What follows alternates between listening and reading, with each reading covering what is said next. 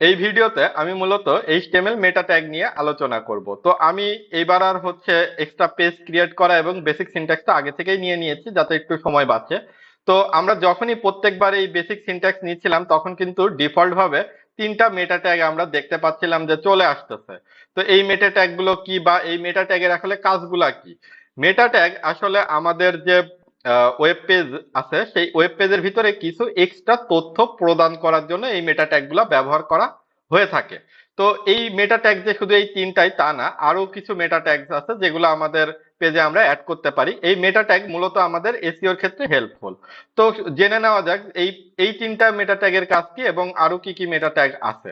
তো এই তিনটা মেটা ট্যাগ হচ্ছে, এটা হচ্ছে ক্যারেক্টার সেটের জন্য, এটা হচ্ছে ব্রাউজার কম্পাটিবিলিটির জন্য এবং এটা আমাদের হচ্ছে ডিভাইস রেসপন্সিভের কাজে হেল্প করে। তো এখন যেমন দেখেন এখানে আমাদের আছে ইনিশিয়াল স্কেল 2.0 করে রাখছি আমি ইচ্ছা করেই। এটা জাস্ট একটু বোঝানোর জন্য যে ডিফল্ট ভাবে যখনই আমরা বেসিক সিনট্যাক্স নিই প্রত্যেকবার যদি আপনারা খেয়াল করে থাকেন তো দেখবেন যে 1.0 থাকে। আর এটাকে আমরা 2.0, 3.0 বা 1.5 এইগুলোতে যে স্কেলিং করতেছি এই স্কেলিংটা আসলে কি, আমরা আমাদের ব্রাউজার যে এই যে জুম ইন জুম আউট করার বিষয়টা যে থাকে সেইটা হচ্ছে এখন যেমন ডিফল্ট ভাবে এই যে এখানে দেখেন ডিফল্ট ভাবে এখন 100% আছে। তো এই যে ডিফল্ট ভাবে 100% যে থাকে সেটা হচ্ছে এই 1.0 জন্য। এটাকে যদি আমরা 2.0 করি তাহলে এটা হচ্ছে 200% হবে, বিষয়টা এরকম।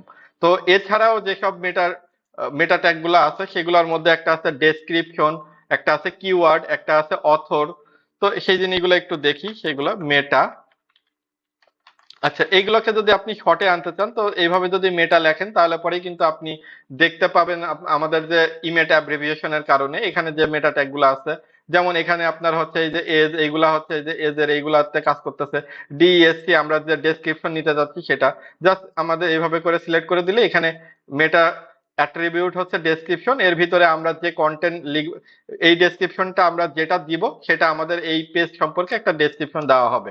তারপরে আমরা যদি মেটা এই যে কে ডাব্লিউ মানে কিওয়ার্ড হিসেবে কিওয়ার্ড, এখানে আমরা এই পেজে যে কিওয়ার্ড গুলা চাইতেছি সেই কিওয়ার্ড গুলা।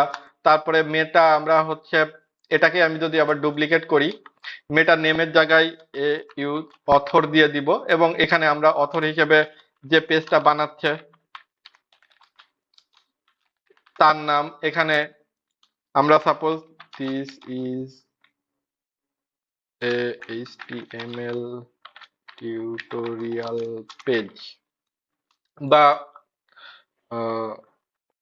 we are discussing about meta tags so that দেখেন যে আমরা হচ্ছে অ্যাকচুয়ালি ডেসক্রিপশনটা এরকম ভাবে আমরা দিই, তার মানে কি এই পেজ পেজ সম্পর্কে একটা তথ্য আমরা দিলাম যে এই পেজে আমরা মেটা ট্যাগ নিয়ে ডিসকাস করতেছি। কিওয়ার্ড কি হতে পারে, কিওয়ার্ড আসলে এগুলা এই জিনিসগুলা কি হবে সেগুলো আসলে ডিপেন্ড করতেছে যে যারা কিওয়ার্ড রিসার্চ করতেছে ওই পেজ সম্পর্কে র্যাঙ্ক করার জন্য এসইও তারা এগুলা আসলে মেটা কি হবে HTML5 হতে পারে এরকম টাইপের আর কি। কিন্তু জাস্ট আমাদের আমরা একটা এক্সট্রা তথ্য প্রোভাইড করলাম এই পেজ সম্পর্কে যে এই পেজে এই কিওয়ার্ড গুলো আছে, অথর হচ্ছে ইনি, তারপর ডেসক্রিপশন এইটা, ইনিশিয়াল স্কেলিং আমার 1.0 আছে, এটা হচ্ছে ডিভাইসের উইথটা। এখন এই ডিভাইসের উইথ আসলে এক এক ডিভাইস অনুযায়ী হচ্ছে মানে ডিভাইসের স্ক্রিন সাইজ অনুযায়ী ভ্যারি করবে। এটা হচ্ছে ব্রাউজার কম্পাটিবিলিটির জন্য, এটা ক্যারেক্টার সেট এনকোডিং। এরকম ভাবে অ্যাকচুয়ালি আমরা হচ্ছে এই মেটা ট্যাগটা ব্যবহার করে থাকি আমাদের ওয়েব পেজের ভিতরে কিছু অতিরিক্ত তথ্য প্রোভাইড করার জন্য। আচ্ছা, আপনারা যাতে ক্লিয়ার ভাবে কোডগুলা বুঝতে পারেন এই জন্য আমি একটু এডিটরটাকে একটু জুম করে নিচ্ছি। আচ্ছা, আশা করি এই অবস্থায় ঠিক আছে। আচ্ছা, এখন মনে হয় মাছ বেটার দেখা যাচ্ছে।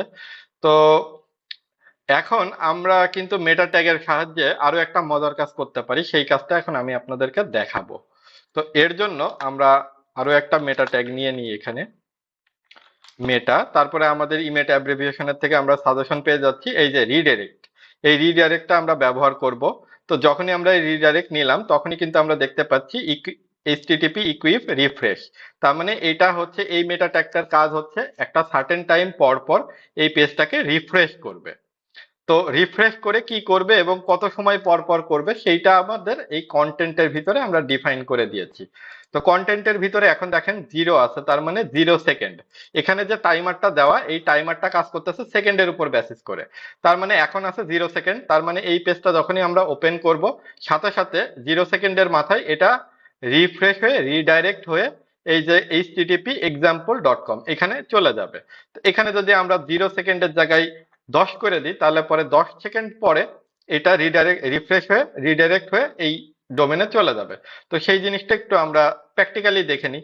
আবার যদি আমাদের এখানে এইটুকু না থাকতো তাহলে কি হইতো, তাহলে এই 10, এখন 10 আছে, তার মানে 10 সেকেন্ড পর পর এই পেজটাই কিন্তু রিফ্রেশ হইতো। তো সেটাই একটু দেখি আমরা। এই পেজটাকে যদি আমরা, আচ্ছা এখন আমরা এখানে সাপোজ 3 সেকেন্ড দিয়ে দিলাম এবং পেজটাকে সেভ করলাম এবং আমরা হচ্ছে গো লাইভে ক্লিক করলাম। আচ্ছা এখন দেখেন আমাদের হচ্ছে পেজটা যে 3 সেকেন্ড পর পর রিফ্রেশ হচ্ছে কিনা সেটা কিন্তু আমাদের এই যে উপরের কোনায় যে ফেভ আইকনটা আছে এটা দেখলে আমরা বুঝতে পারতেছি যে এটা 3 সেকেন্ড পর পর ব্লিঙ্ক করতেছে, তার মানে পেজটা আসলে রিফ্রেশ হচ্ছে। কিন্তু এই পেজের ভিতরে কোনো কন্টেন্ট নেই, এই জন্য আমরা আসলে পেজের কন্টেন্ট রিফ্রেশ হচ্ছে কিনা এটা বোঝা যাচ্ছে না, কিন্তু অ্যাকচুয়ালি পেজটা কিন্তু রিফ্রেশ হচ্ছে। কিন্তু এখানে শুধু টাইমারটা দেওয়া আছে, আর কিচ্ছু দেওয়া নাই যে কোথায় আমরা ইউআরএল এ রিডিরেক্ট করতে চাচ্ছি না এখন, সেই জন্য কিন্তু আমাদের এই পেজের ভিতরেই জিনিসটা রিফ্রেশ হচ্ছে। কিন্তু এখন যদি আমরা দেখেন, এখন যদি আমরা পেজটাকে সেভ করি তাহলে পরে 3 সেকেন্ড পরে আমাদের ঠিক এই example.com এ চলে যাবে। তো example.com এ আমরা চাচ্ছি না, আমরা চাচ্ছি যে এখানে হচ্ছে লার্ন উইথ ryzen.com এটা দিয়ে যদি আমরা সেভ করি, আমরা ব্রাউজারে আসার পরে দেখবো 3 সেকেন্ড পরে রিডাইরেক্ট হয়ে আমাদের ওইখানে চলে গেল। এই দেখেন আমাদের কিন্তু কিছু করা লাগলো না, অটোমেটিক আমরা যে টাইমারটা দিয়ে দিয়েছি সেই টাইমের উপরে বেসিস করে পেজটা রিফ্রেশ হয়ে রিডাইরেক্ট হয়ে আমাদের যে ইউআরএলটা দেওয়া সেই ইউআরএল এ চলে যাচ্ছে। এইভাবে আমরা মেটা ট্যাগ ব্যবহার করে কিন্তু আমাদের পেজকে রিডাইরেক্টের কাজও করতে পারি। তো এই ছিল মূলত মোটামুটি আমাদের মেটা ট্যাগ সম্পর্কে আলোচনা। তো যদি আপনাদের কোনো প্রশ্ন থেকে থাকে মেটা ট্যাগ সম্পর্কে তাহলে অবশ্যই আমাদেরকে ভিডিওর কমেন্টে জানাবেন, এবং এছাড়াও আপনারা আপনাদের হচ্ছে ভিডিওটি কেমন লেগেছে সেই মন্তব্য আমাদের কমেন্টে জানাতে পারেন। পরবর্তী ভিডিও দেখার জন্য আমন্ত্রণ থাকলো। ধন্যবাদ সবাইকে। আসসালামু আলাইকুম।